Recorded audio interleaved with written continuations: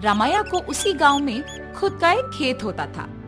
उस खेत में वो फसल उगाता था और उससे आए हुए पैसों से अपना घर चलाता था।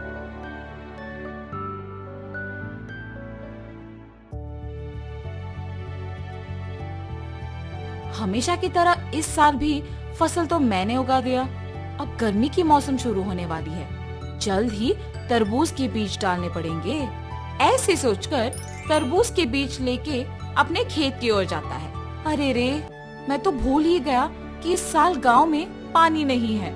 मुझे अपने खेती के लिए पानी कहीं से भी लाना होगा, वरना इस साल मैं अपना घर नहीं चला पाऊंगा। ऐसे अपने आप में सोचते हुए दुखी होता है। इतने में उसके पड़ोसी खेत का मालिक विश्वनाथ रामैया को देख उसके पास आता है। अरे रामैया, इतना क्या सोच रहे हो कि मेरा आना भी देखा नहीं तुमने?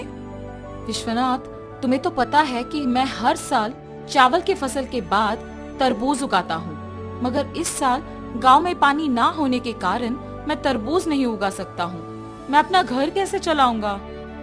क्या तुम पानी के बारे में इतना सोच रहे हो? उसमें क्या है, इस सारे गांव में सिर्फ मेरे ही खेत में तो मोटर है। मेरे मोटर का उपयोग करके तुम हमेशा की तरह अपने खेत में तरबूज उगाओ। मैं तुम्हारा एहसान कभी नहीं भूल सकता हूँ। ऐसे कहकर उसके खेत में मौजूद मोटर के सहायता से पानी का उपयोग करके तरबूज उगाता है। कुछ ही महीनों में उसके खेत में तरबूज अच्छे उगते देख बहुत खुश होता है। हर साल से ज्यादा तो इस साल तरबूज उगे हैं, इनको बेचूंगा तो बहुत सारे पैसे मिलेंगे। ऐसे सोचकर सारे तरबूजों को बेचने दुकान जाता है। वहाँ दुकानदार तरबूजों को लेके पैसे देता है। ये सब उसी दुकान के पास मौजूद विश्वनाथ देखता है। रामैया को तरबूज की फसल उगा के बहुत सारे पैसे मिले हैं। मेरे पानी देने के वजह से ही ये उसके लिए मुमकिन हुआ है, इसीलिए आए हुए पैसों में आधा हिस्सा मुझे मिलना चाहिए। इसके बारे में मुझे रामैया से पूछना होगा। रामैया, मेरे पानी देने के वजह से ही तो तुम इतने तरबूजों को उगा सके हो। हाँ, आपने सच ही कहा है। उस दिन आपने अगर पानी नहीं दिया होता तो आज मेरे हाथों में पैसे नहीं होते। अगर मैं तुम्हें पानी नहीं देता तो तुम्हारे पास आज पैसे नहीं होते ना। मतलब तुम्हारे हाथ में जो पैसे हैं उसमें आधा हिस्सा मुझे मिलना चाहिए ना। ठीक है जी, आपको सिर्फ इन पैसों में आधा हिस्सा चाहिए ना। लीजिए, आप ही की वजह से तो ये मेरे पास आए हैं। ऐसे खुशी से पैसे देता है। मैंने सोचा कि तुम पैसे नहीं दोगे, लेकिन तुमने मेरा एहसान वाकई चुका दिया। मेरे पूछने पर बिना सोचे तुमने पैसे बस दे दिया। तुम अगर ऐसे ही रहोगे तो तुम्हारी अच्छाई ही तुम्हें नष्ट कर देगी। ऐसे कहकर पैसे लेके वहां से चले जाता है। अब मेरे पास कुछ ही पैसे बचे हैं, इनके साथ मुझे कोई व्यापार शुरू करना होगा, मगर कौन सा?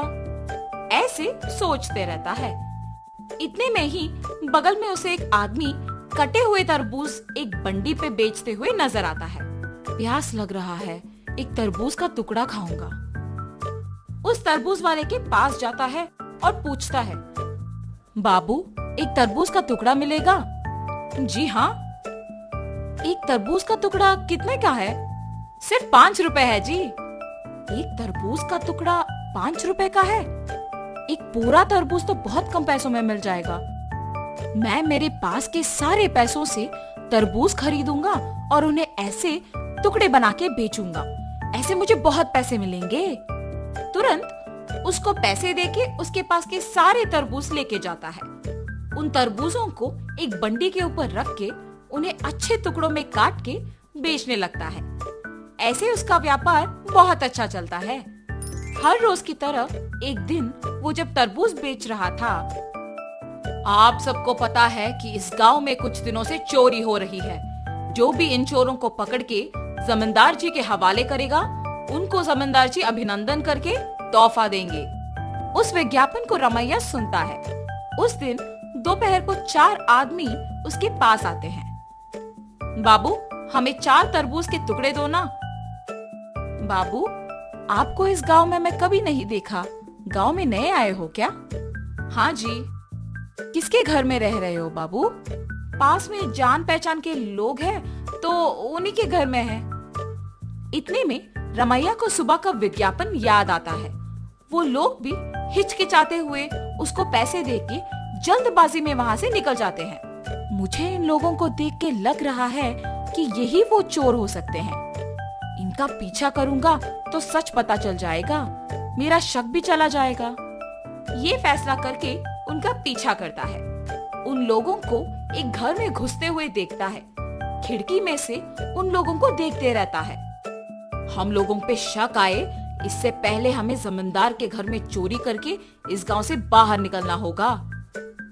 मेरे सोच के अनुसार ये लोग तो चोर ही निकले हैं। तुरंत मुझे ये जमींदार को बताना होगा, वरना आज जो चोरी होगा उसका कारण तो मैं ही बन जाऊंगा। तुरंत वो वहाँ से जमींदार के पास जाता है। जमींदार साहब, जमींदार साहब। अरे क्या हुआ रामैया, यहाँ आए हो? इस गांव में हो रही चोरियों के पीछे जो लोग हैं वो मुझे पता है, यही बताने आपके पास आया हूँ मैं।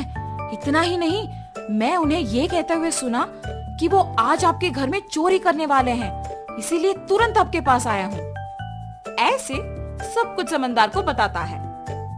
क्या तुम्हें पता है कि वो लोग कहाँ हैं? जी साहब, पता है। सेवकों, तुम लोग अब रामैया के साथ जाके उन चोरों को पकड़ के मेरे पास लाओ। जी प्रभु। जमींदार के आज्ञा के अनुसार सेवक उन चोरों के घर जाके उनको पकड़ के जमींदार के पास लेके आते हैं। उन चोरों को पकड़ने के लिए गांव वालों के सामने रमैया का अभिनंदन किया जाता है और जमींदार उनके वचन के अनुसार उनके जायदाद में एक हिस्सा उसको देते हैं। तुम्हारे अच्छाई की वजह से ही तुम उनके जायदाद में एक हिस्सा पाए हो।